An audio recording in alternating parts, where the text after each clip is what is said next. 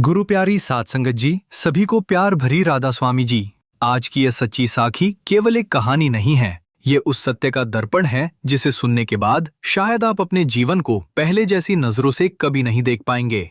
इसलिए हाथ जोड़कर आप सबसे एक विनती है कि इस साखी को बीच में छोड़कर बिल्कुल मत जाइए, क्योंकि शुरुआत में जो बात आपको सामान्य लगेगी वही अंत तक पहुंचते पहुंचते आपके जीवन का सबसे बड़ा उत्तर बन जाएगी।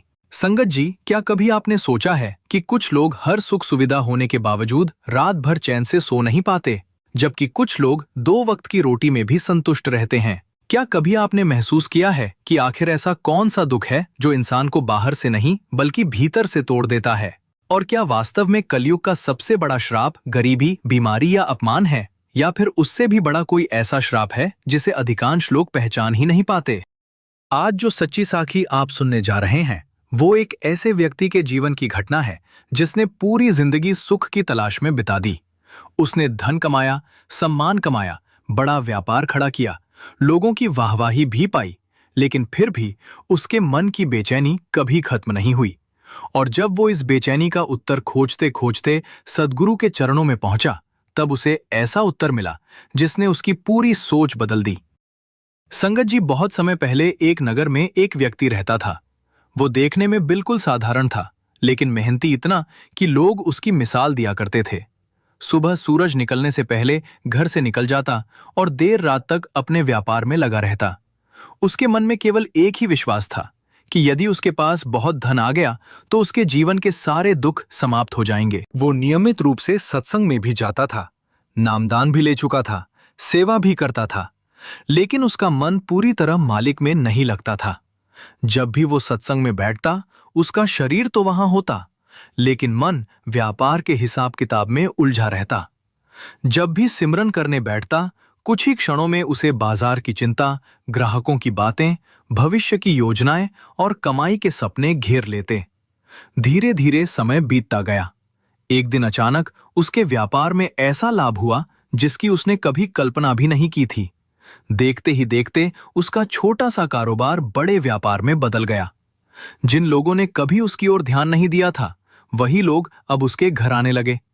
समाज में उसका सम्मान बढ़ने लगा। बड़ा मकान बन गया, महंगी गाड़ियां आ गईं, नौकर चाकर भी आ गए। पहले जो व्यक्ति साधारण कपड़े पहनता था, अब उसके पहनावे से ही उसकी संपन्नता झलकती थी।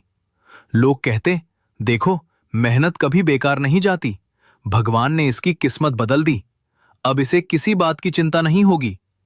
लेकिन संगत जी, दुनिया जो बाहर देख रही थी, उसके भीतर की सच्चाई बिल्कुल अलग थी। जितना धन बढ़ता गया, उतना ही उसका डर भी बढ़ता गया। पहले उसे कमाई की चिंता थी, अब उसे खोने का भय सताने लगा।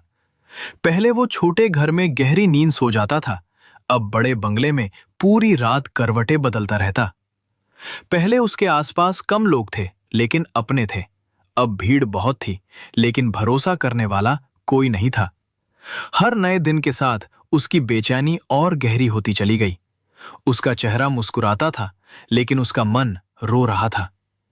एक रात वो अपने कमरे में अकेला बैठा था। पूरा घर सो चुका था। बाहर हल्की बारिश हो रही थी, लेकिन उसके भीतर विचारों का तूफान चल रहा था। उसने अपने आप से पूछा, आखिर मुझे हुआ क्या है? जिस सुख के लिए मैं पूरी जिंदगी भागता रहा, वो मुझे मिला क्यों नहीं? क्या अभी भी कुछ कमी है? लेकिन इस बार उसके पास कोई उत्तर नहीं था। अगले दिन वो बिना किसी को बताए सीधे सत्संग पहुंच गया। सत्संग समाप्त होने के बाद वो धीरे धीरे सद्गुरु के चरणों तक पहुंचा। उसकी आंखें नम थीं। उसने हाथ जोड़कर कहा, महाराज जी, मैं समझ नहीं पा रहा हूं कि मेरे साथ क्या हो रहा है। मैंने सोचा था कि धन मिलने के बाद जीवन आसान हो जाएगा, लेकिन आज मैं पहले से कहीं अधिक परेशान हूं। मेरे पास सब कुछ है, फिर भी मन खाली है। सद्गुरु ने उसकी ओर प्रेम से देखा। कुछ क्षण तक मौन रहे, फिर बहुत शांत स्वर में बोले, बेटा, संसार की हर वस्तु शरीर को सुविधा दे सकती है, लेकिन मन को शांति नहीं दे सकती। वह व्यक्ति ध्यान से सुनने लगा। सद्गुरु आगे बोले, मन की इच्छाओं का कोई अंत नहीं होता। मन अग्नि की तरह है, उसमें जितनी इच्छाओं का ईंधन डालोगे, वह उतनी ही तेज जलने लगेगी। इसलिए जो व्यक्ति मन की हर इच्छा पूरी करने में लगा रहता है वो कभी संतुष्ट नहीं हो सकता। वो व्यक्ति बोला, लेकिन महाराज जी, यदि धन भी सुख नहीं देता तो फिर इंसान सारी उम्र इसके पीछे क्यों भागता है? सद्गुरु मुस्कुराए। उन्होंने पास रखे एक दीपक की ओर संकेत करते हुए कहा, क्योंकि उसे लगता है कि अंधेरा बाहर है जबकि अंधेरा उसके भीतर है। ये बात सुनकर वो व्यक्ति कुछ समझा और कुछ नहीं समझ पाया। उसके मन में अभी भी अनेक प्रश्न उठ रहे थे। उसे लग रहा था कि शायद आज उसे वो उत्तर मिलने वाला है जिसकी तलाश में वो वर्षों से भटक रहा था। उसी समय सद्गुरु ने उसकी ओर गहराई से देखा और बहुत धीमे स्वर में कहा, बेटा, क्या तुम सचमुच जानना चाहते हो कि कलयुग का सबसे बड़ा श्राप क्या है? उस व्यक्ति ने बिना एक पल गवाए सिर झुका दिया। उसका हृदय तेजी से धड़क रहा था। उसे बिल्कुल भी अंदाजा नहीं था कि अगले कुछ क्षणों में जो उत्तर उसे मिलने वाला है वो केवल उसके जीवन की नहीं बल्कि हर उस इंसान की सोच बदल सकता है जो आज भी सुख को संसार की वस्तुओं में खोज रहा है। वो व्यक्ति पूरी श्रद्धा से सद्गुरु के सामने बैठा था। उसकी आंखों में बेचैनी थी, लेकिन इस बार वो बेचैनी धन पाने की नहीं बल्कि सत्य जानने की थी। उसे ऐसा लग रहा था जैसे वर्षों से उसके भीतर जो प्रश्न दबे हुए थे आज उनका उत्तर मिलने वाला है। सद्गुरु ने कुछ क्षण तक उसकी ओर देखा, फिर अत्यंत शांत स्वर में बोले, बेटा, संसार में लोग समझते हैं कि गरीबी सबसे बड़ा दुख है। कोई कहता है बीमारी सबसे बड़ा श्राप है, कोई कहता है अपमान सबसे बड़ा दुख है। लेकिन मैं आज तुमसे जो बात कहने जा रहा हूं, यदि उसे अपने जीवन में उतार लिया तो तुम्हारे अधिकांश दुख उसी दिन समाप्त होने लगेंगे। वो व्यक्ति ध्यान से सुन रहा था। सद्गुरु ने कहा, कलयुग का सबसे बड़ा श्राप गरीबी नहीं है, बीमारी नहीं है, असफलता भी नहीं है, बल्कि कलयुग का सबसे बड़ा श्राप है मालिक को भूल जाना। ये सुनते ही वो व्यक्ति कुछ क्षणों के लिए बिल्कुल शांत हो गया। उसे लगा जैसे ये उत्तर बहुत सरल है। उसने तुरंत कहा, महाराज जी, यदि केवल मालिक को भूल जाना ही सबसे बड़ा श्राप है तो फिर संसार में इतने लोग क्यों कहते हैं कि धन की कमी ही सारे दुखों की जड़ है? सद्गुरु हल्का सा मुस्कुराए। उन्होंने पास रखे एक दीपक को जलाया और बोले, मान लो कोई व्यक्ति घने जंगल में रास्ता भटक जाए। उसके हाथ में एक दीपक हो। जब तक दीपक जल रहा है उसे रास्ता दिखाई देता रहेगा। वो धीरे धीरे सही दिशा तक पहुंच जाएगा। लेकिन यदि वही दीपक बुझ जाए तो जंगल वही रहेगा, रास्ता भी वही रहेगा, मगर उसे हर ओर अंधेरा ही दिखाई देगा। फिर सद्गुरु ने उसकी आंखों में देखते हुए कहा, बेटा, मालिक की याद उसी दीपक की तरह है। जब तक जीवन में उसका प्रकाश है तब तक बड़ी से बड़ी कठिनाई भी मनुष्य को पूरी तरह नहीं तोड़ सकती। लेकिन जिस दिन यह दीपक बुझ जाता है उसी दिन मनुष्य अपने ही मन के अंधेरे में भटकना शुरू कर देता है। वह व्यक्ति अब धीरे धीरे बात समझने लगा था।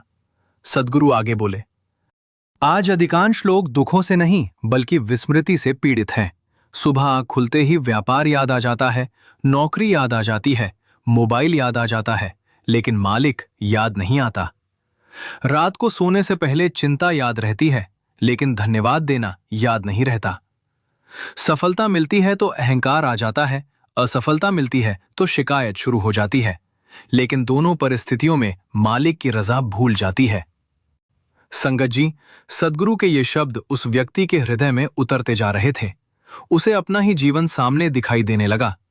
उसे याद आया कि पिछले कई वर्षों से उसकी सुबह बैंक के हिसाब से शुरू होती थी और रात भविष्य की चिंता पर खत्म होती थी। सिमरन उसके जीवन का हिस्सा नहीं, केवल एक औपचारिकता बनकर रह गया था। नामदान लेने के बाद कुछ समय तक उसने नियम निभाए थे, लेकिन धीरे धीरे संसार की दौड़ इतनी तेज हो गई कि उसने अपने भीतर की दुनिया को ही भूल जाना शुरू कर दिया। उसी समय सद्गुरु बोले, बेटा, मनुष्य सोचता है कि यदि उसके पास और धन आ जाए तो वह सुखी हो जाएगा। फिर सोचता है बड़ा घर मिल जाए, फिर सम्मान मिल जाए, फिर बच्चे सफल हो जाएं। लेकिन एक इच्छा पूरी होती है तो दूसरी खड़ी हो जाती है। मन कभी रुकता ही नहीं। इसीलिए जिसने मन की हर इच्छा पूरी करने का निश्चय किया, उसने अपने दुखों का अंत नहीं बल्कि नई शुरुआत कर दी। वह व्यक्ति सिर झुकाकर सब सुनता रहा। उसकी आंखों में नमी आने लगी। उसे महसूस हो रहा था कि सद्गुरु किसी और की नहीं, उसके अपने जीवन की कहानी सुना रहे हैं। सद्गुरु ने फिर कहा, याद रखो, संसार की वस्तुएं शरीर की आवश्यकता पूरी कर सकती हैं, आत्मा की नहीं। आत्मा की भूख केवल मालिक के नाम से मिटती है। जिस दिन इंसान इस सत्य को भूल जाता है, उसी दिन से वह बाहर से सफल और भीतर से खाली होने लगता है। इतना कहते ही वहां गहरा मौन छा गया। वह व्यक्ति अब अपने जीवन के हर निर्णय को याद कर रहा था। उसे लग रहा था कि उसने व्यापार को समय दिया, परिवार को समय दिया, दोस्तों को समय दिया, आराम को समय दिया, लेकिन जिसने उसे यह जीवन दिया, उसी मालिक के लिए उसके पास कभी समय नहीं था। इसी बीच गुरु प्यारी साध संगत जी, आपसे एक छोटी सी विनती है। यदि आपको सद्गुरु की ऐसी सच्ची साखियां सुनना सचमुच अच्छा लगता है और आप चाहते हैं कि यह अमूल्य संदेश अधिक से अधिक लोगों तक पहुंचे, तो अभी इस वीडियो को एक लाइक अवश्य कर दीजिए। आपका एक लाइक इस सेवा को आगे बढ़ाने में बहुत बड़ा योगदान देता है। और कमेंट में प्रेम से एक बार राधा स्वामी जी अवश्य लिखिए, ताकि हमें भी पता चले कि आप यह साखी पूरे मन से सुन रहे हैं। वो व्यक्ति अब पूरी तरह बदलने लगा था, लेकिन उसके मन में अभी भी एक प्रश्न बाकी था। उसने हाथ जोड़कर कहा, महाराज जी, यदि किसी ने नामदान लिया हो, सेवा भी करता हो, फिर भी उसका मन बार बार संसार में भागता रहे, तो क्या वह भी इसी श्राप का शिकार है? सद्गुरु ने गहरी सांस ली। उनके चेहरे पर करुणा थी। उन्होंने कहा, बेटा, जिसके अमृत अमृत हो लेकिन वह उसे पिए ही नहीं, उसके प्यासे रहने का दोष अमृत का नहीं होता। नामदान मार्ग देता है, लेकिन उस मार्ग पर चलना जीव का काम है। सिमरन केवल होठों से नहीं, जीवन से होना चाहिए। भजन केवल समय पूरा करने के लिए नहीं, आत्मा को जगाने के लिए होना चाहिए। और सबसे बड़ी बात, हर परिस्थिति में मालिक पर भरोसा रखना चाहिए, चाहे समय अनुकूल हो या प्रतिकूल। यह सुनकर उस व्यक्ति के भीतर कुछ टूट भी रहा था और कुछ नया जन्म भी ले रहा था। उसे पहली बार महसूस हुआ कि उसके जीवन का सबसे बड़ा नुकसान व्यापार का नहीं था। सबसे बड़ा नुकसान यह था कि वो धीरे धीरे मालिक से दूर होता चला गया था, और उसी दूरी ने उसके भीतर वो खालीपन पैदा कर दिया था जिसे वो धन से भरने की कोशिश करता रहा। अब उसके जीवन की दिशा बदलने वाली थी, लेकिन जैसे ही उसने इस नए मार्ग पर पहला कदम बढ़ाया, कलयुग ने उसकी सबसे कठिन परीक्षा लेने की तैयारी भी शुरू कर दी। यही वो मोड़ था जहां उसके विश्वास और उसके मन के बीच सबसे बड़ा संघर्ष आरंभ होने वाला था। वो व्यक्ति जब सद्गुरु के चरणों से लौटा तो उसके कदम पहले जैसे नहीं थे। बाहर से सब कुछ वैसा ही था, वही रास्ता, वही घर, वही व्यापार, वही लोग, लेकिन उसके भीतर जैसे कोई तूफान उठ चुका था। सद्गुरु के एक एक शब्द उसके मन में लगातार गूंज रहे थे। कलयुग का सबसे बड़ा श्राप मालिक को भूल जाना है। उस रात उसने पहली बार अपने कमरे की सारी लाइटें बंद कर दी। खिड़की के पास बैठकर वो देर तक आसमान की ओर देखता रहा। वर्षों बाद उसने अपने आप से ईमानदारी से एक प्रश्न पूछा, क्या मैं सचमुच मालिक के करीब हूं, या केवल ये भ्रम पालकर बैठा हूं कि मैं भक्त हूं? यह प्रश्न सुनने में छोटा था, लेकिन उसका उत्तर उसके पूरे जीवन को बदलने वाला था। उसे याद आने लगा कि जब व्यापार में लाभ होता था तब वो कहता था, मेरी मेहनत रंग लाई। जब नुकसान होता था तब कहता था, मेरी किस्मत खराब है। लेकिन शायद ही कभी उसने ये सोचा कि हर परिस्थिति में मालिक की भी कोई रजा हो सकती है। उसे महसूस हुआ कि उसने वर्षों तक केवल परिस्थितियों को बदलने की कोशिश की, अपने मन को कभी नहीं बदला। अगली सुबह उसने वर्षों बाद बिना किसी जल्दी के सिमरन करने का निश्चय किया। वो शांत होकर बैठ गया, आंखें बंद की। लेकिन जैसे ही उसने सिमरन शुरू किया, उसका मन चारों ओर भागने लगा। कभी दुकान का हिसाब सामने आ जाता, कभी किसी ग्राहक की बात याद आने लगती, कभी भविष्य की चिंता, कभी पुराने अपमान, और कभी अचानक कोई ऐसी इच्छा जिसका उस समय कोई संबंध ही नहीं था। सिर्फ 10 मिनट में वो थक गया। उसने आंखें खोल दी। वो समझ चुका था कि सबसे बड़ा संघर्ष संसार से नहीं, अपने ही मन से है। उसी दिन शाम को वो फिर सद्गुरु के पास पहुंचा। उसने विनम्रता से कहा, महाराज जी, मैं समझता था कि मेरा सबसे बड़ा शत्रु परिस्थितियां हैं, लेकिन आज महसूस हुआ कि मेरा सबसे बड़ा शत्रु तो मेरा अपना मन है। मैं सिमरन करना चाहता हूं, लेकिन मन एक पल भी टिकता नहीं। सद्गुरु मुस्कुराए। उन्होंने कहा, बेटा, आज पहली बार तुमने अपने रोग को पहचान लिया है। और याद रखना, जिस रोग की पहचान हो जाए उसका उपचार भी शुरू हो जाता है। वो ध्यान से सुनने लगा। सद्गुरु बोले, मन कभी नहीं चाहेगा कि तुम मालिक की ओर बढ़ो, क्योंकि मन का सुख संसार में है और आत्मा का सुख मालिक में। दोनों दिशाएं अलग अलग हैं। जब तुम सिमरन करने बैठते हो तब मन तुम्हें व्यापार याद दिलाएगा, रिश्ते याद दिलाएगा, इच्छाएं याद दिलाएगा, यहां तक कि छोटी छोटी बातें भी याद दिलाएगा जिनका उस समय कोई महत्व नहीं होता। लेकिन यदि तुम हर बार हार मान लोगे तो मन और अधिक शक्तिशाली होता जाएगा। और यदि हर बार प्रेम से उसे वापस नाम में जोड़ते रहोगे तो एक दिन वही मन शांत होना सीख जाएगा। वो व्यक्ति पहली बार समझ रहा था कि सिमरन केवल शब्दों का जाप नहीं, बल्कि मन के साथ चलने वाला एक लंबा संघर्ष है। उसने उसी दिन से एक नियम बना लिया, चाहे व्यापार में कितना भी काम हो, चाहे मन लगे या ना लगे, वो रोज निश्चित समय पर सिमरन अवश्य करेगा। शुरुआत आसान नहीं थी। कई दिन ऐसे आए जब उसे लगा कि कोई परिवर्तन नहीं हो रहा। कई बार मन पहले से भी अधिक भटकने लगा। कई बार उसे लगा कि शायद वो कभी सफल नहीं होगा। लेकिन सद्गुरु के शब्द उसे बार बार संभाल लेते। बेटा, परिणाम की चिंता मत करो, मालिक तुम्हारी कोशिश देखता है, केवल सफलता नहीं। धीरे धीरे कुछ बदलने लगा। पहले जहां छोटी सी बात पर उसका क्रोध फूट पड़ता था, अब वह स्वयं को रोक लेता। पहले किसी की सफलता देखकर उसके भीतर ईर्ष्या उठती थी, अब वह मालिक की रजा कहकर शांत हो जाता। पहले रात भर भविष्य की चिंता सताती थी, अब कुछ देर सिमरन करने के बाद मन हल्का होने लगा था। उसे लगने लगा कि शायद शांति बाहर नहीं, भीतर जन्म ले रही है। लेकिन संगत जी, जब कोई जीव सचमुच मालिक की ओर बढ़ना शुरू करता है, तभी उसकी सबसे कठिन परीक्षाएं भी शुरू होती हैं। कुछ ही महीनों बाद उसके जीवन में ऐसा तूफान आया जिसकी उसने कभी कल्पना भी नहीं की थी। उसके व्यापार का सबसे बड़ा सौदा अचानक रुक गया। जिन लोगों पर उसने आंख बंद करके भरोसा किया था, उन्हीं लोगों ने उसके साथ विश्वासघात कर दिया। कुछ ही दिनों में लाखों का नुकसान हो गया। बैंक का दबाव बढ़ने लगा, परिवार चिंतित रहने लगा, और वही मन जो कुछ समय पहले शांत होने लगा था, फिर से डर और चिंता के अंधेरे में घिरने लगा। एक रात वह अकेला बैठा था। उसकी आंखों से आंसू बह रहे थे। उसने मन ही मन कहा, मालिक, जब मैं तुझसे दूर था तब व्यापार अच्छा चल रहा था। अब जब मैं तेरी ओर आने की कोशिश कर रहा हूं, तब मेरे जीवन में इतनी कठिनाइयां क्यों आ रही हैं? ये प्रश्न उसके मन में बार बार उठ रहा था। उसे लगने लगा कि शायद उसने कोई गलती कर दी है। लेकिन उसे ये नहीं पता था कि अगले ही दिन सद्गुरु उसे ऐसी बात समझाने वाले थे जो उसके विश्वास को हमेशा के लिए अटल बना देगी।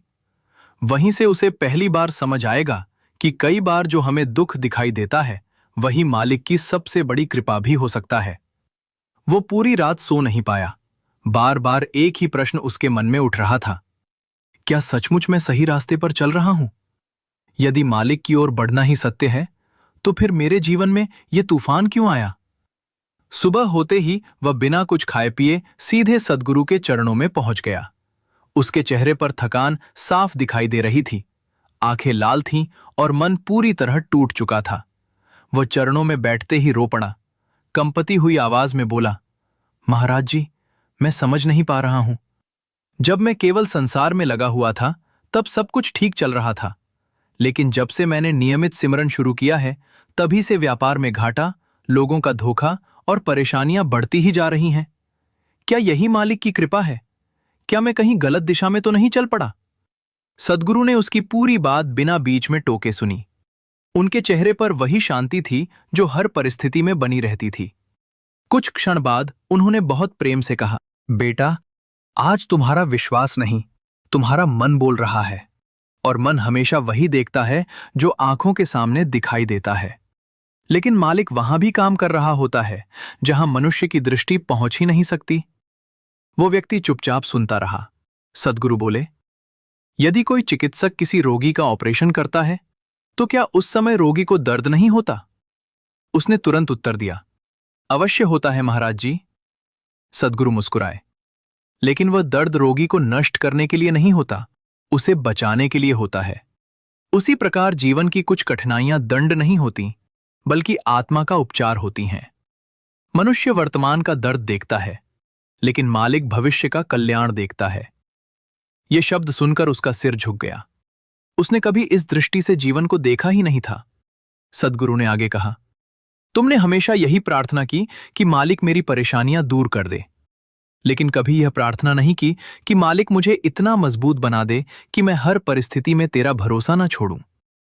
यह वाक्य उसके हृदय में उतर गया। उसे महसूस हुआ कि सचमुच उसने हमेशा परिस्थितियां बदलने की मांग की थी, स्वयं को बदलने की नहीं।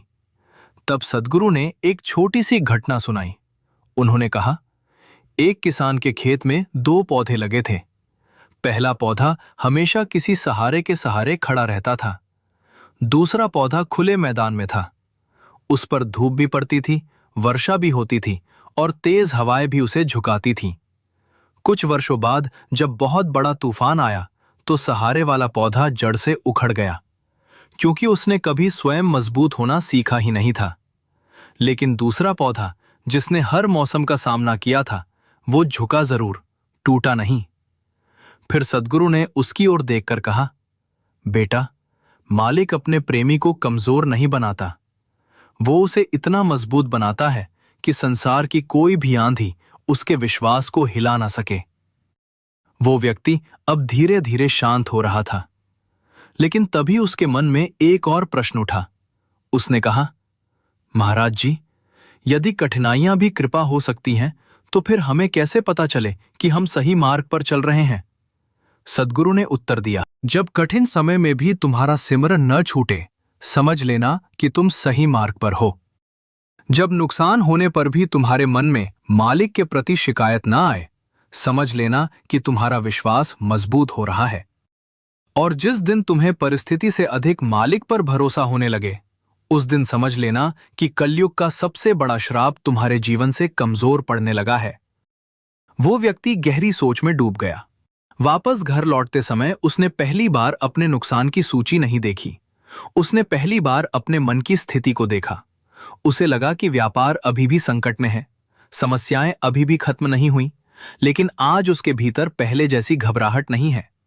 उसने उसी दिन एक नया नियम बना लिया। अब वो केवल सुख में ही नहीं, दुख में भी सिमरन करेगा। केवल लाभ मिलने पर ही नहीं, हानि होने पर भी मालिक का धन्यवाद करेगा, क्योंकि अब उसे समझ आने लगा था कि विश्वास का मूल्य सुख के दिनों में नहीं, कठिन दिनों में पता चलता है।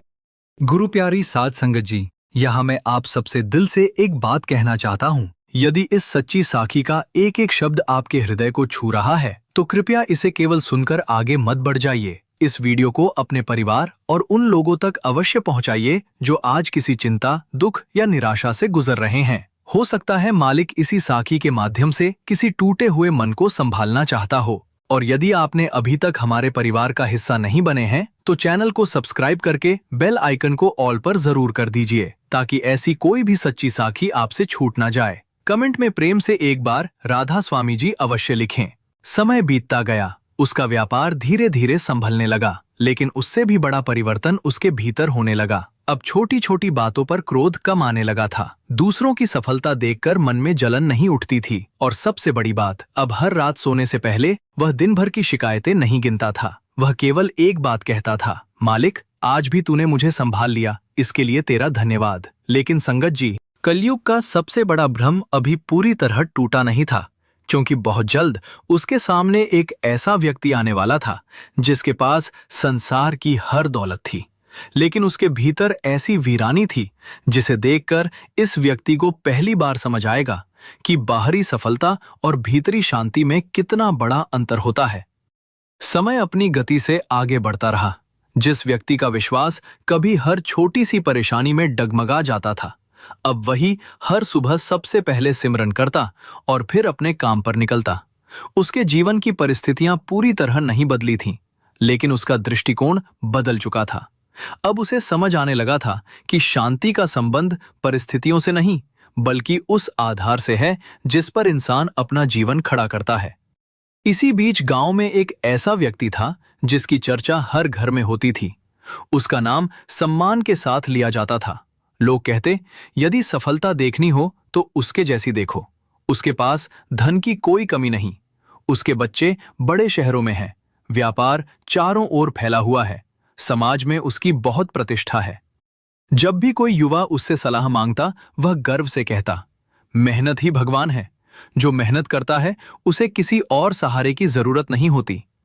धीरे धीरे उसके भीतर यह विश्वास इतना मजबूत हो गया कि उसने मालिक की कृपा को भी अपनी मेहनत से छोटा समझना शुरू कर दिया। गांव में जब भी सत्संग होता, लोग उसे प्रेम से बुलाते, लेकिन वह मुस्कुराकर कह देता, तुम लोग जाओ, मेरे पास इतना समय नहीं है। यदि नाम जपने से सब कुछ मिल जाता तो संसार में कोई गरीब नहीं रहता। उसकी बातें सुनकर कुछ लोग प्रभावित भी हो जाते, क्योंकि बाहर से देखने पर सचमुच ऐसा लगता था कि उसके जीवन में किसी चीज की कमी नहीं है। लेकिन संगत जी, संसार अक्सर वही दिखाता है जो आंखें देखना चाहती हैं। जो आंखों से दिखाई नहीं देता, वही जीवन का सबसे बड़ा सत्य होता है। कुछ ही महीनों बाद उसके घर का वातावरण बदलने लगा। जिन बेटों को उसने अपने जीवन की सबसे बड़ी कमाई समझा था, वही संपत्ति को लेकर आपस में लड़ने लगे। भाइयों के बीच कटुता बढ़ती चली गई। घर में रोज ऊंची आवाजें सुनाई देने लगी। जिस आंगन में कभी हंसी गूंजती थी, वहां अब केवल तनाव और चुप्पी रह गई थी। धन पहले से भी अधिक था, लेकिन घर से सुख चला गया था। एक दिन वह अपने विशाल मकान की बालकनी में अकेला बैठा था। सामने महंगी गाड़ियां खड़ी थीं। बड़ा कारोबार चल रहा था। बैंक बैलेंस बढ़ रहा था, लेकिन उसके चेहरे पर ऐसी उदासी थी जिसे देखकर कोई भी समझ सकता था कि भीतर कुछ टूट चुका है। उसने मन ही मन सोचा, मैंने पूरी जिंदगी किसके लिए मेहनत की? जिस परिवार को सुख देना चाहता था, वही आज बिखर रहा है। इतना धन होने के बाद भी मेरे घर में शांति क्यों नहीं है? उसी रात अचानक उसके सीने में तेज दर्द उठा। पूरा परिवार घबरा गया। उसे तुरंत अस्पताल ले जाया गया। डॉक्टर उसका इलाज करने लगे। वह अस्पताल के बिस्तर पर लेटा हुआ छत को देख रहा था। जीवन में पहली बार उसे मृत्यु का भय महसूस हुआ। उसे लगा, यदि आज मेरी सांसें रुक जाएं, तो मैं अपने साथ क्या लेकर जाऊंगा? मेरा धन, मेरी प्रतिष्ठा, मेरी जमीनें, या केवल मेरे कर्म? उस रात उसे नींद नहीं आई। वर्षों बाद उसने पहली बार अपने जीवन का हिसाब लगाया, लेकिन इस बार हिसाब पैसों का नहीं, अपने भीतर की खालीपन का था। अस्पताल से घर लौटने के बाद वह पहले जैसा नहीं रहा। उसका अहंकार टूटने लगा था। एक दिन बिना किसी को बताए वो गांव में हो रहे सत्संग में पहुंच गया। वो सबसे पीछे जाकर चुपचाप बैठ गया। किसी ने उसे पहले कभी वहां नहीं देखा था। उसी दिन सद्गुरु अपने वचनों में कह रहे थे, संसार की सबसे बड़ी गरीबी धन की गरीबी नहीं होती, सबसे बड़ी गरीबी नाम की गरीबी होती है। जिसके पास धन नहीं है, वो केवल सुविधा से वंचित रहता है। लेकिन जिसके जीवन में मालिक का नाम नहीं है, उसकी आत्मा भीतर ही भीतर सूखने लगती है। ये शब्द सीधे उसके हृदय में उतर गए। उसे लगा जैसे सद्गुरु उसके सामने बैठकर उसी का जीवन पढ़ रहे हों। सत्संग समाप्त हुआ। वो कांपते कदमों से सद्गुरु के चरणों तक पहुंचा। उसकी आंखों से आंसू रुक ही नहीं रहे थे। उसने हाथ जोड़कर कहा, महाराज जी, मैंने पूरी जिंदगी धन कमाने में लगा दी। मुझे लगा था कि पैसा ही सबसे बड़ा सहारा है, लेकिन आज मेरे पास सब कुछ है, फिर भी मैं भीतर से खाली हूं। आखिर मेरी सबसे बड़ी भूल क्या थी? सद्गुरु ने प्रेम से उसके सिर पर हाथ रखा, फिर बोले, बेटा, मेहनत करना कभी गलत नहीं होता। परिवार का पालन करना भी गलत नहीं होता। सफल होना भी पाप नहीं है। गलती वहां से शुरू होती है जब मनुष्य साधन को ही लक्ष्य बना लेता है। धन कमाओ, लेकिन धन को अपने हृदय का मालिक मत बनाओ। परिवार से प्रेम करो, लेकिन मालिक को मत भूलो। संसार में रहो, लेकिन संसार को अपने भीतर मत बसाओ। जिस दिन संसार मनुष्य के भीतर बैठ जाता है, उसी दिन उसकी शांति धीरे धीरे समाप्त होने लगती है।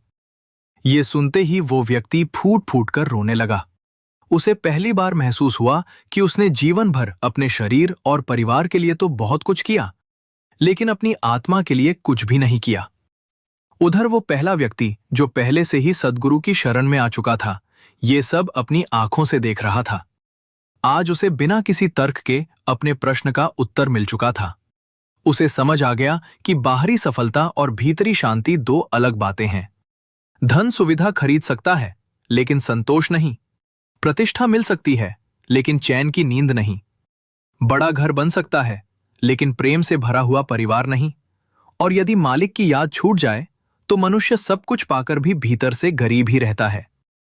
उस दिन दोनों व्यक्ति बहुत देर तक सद्गुरु के चरणों में बैठे रहे।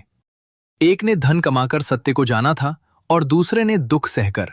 लेकिन अब दोनों का मार्ग एक ही था, मालिक की याद, सिमरन और उसकी रजा में रहना। संगत जी, अब केवल एक अंतिम शिक्षा बाकी थी।